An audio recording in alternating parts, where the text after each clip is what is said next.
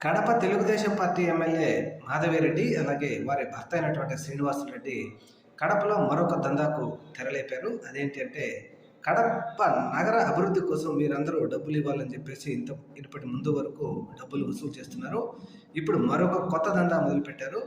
మహానాడు కోసం మేధావులు డాక్టర్లందరూ ప్రతి ఒక్కరు 1,00,000 నుంచి 1,00,000కు పైగా వసూళ్ళు ఇవ్వాలి, అవి కూడా డైరెక్ట్గా మా చేతికే ఇవ్వాలి అనే విధంగా ఇప్పుడు దందా మొదలు పెట్టారని చెప్పేసి ఈరోజు సాక్షి పత్రిక రాసింది.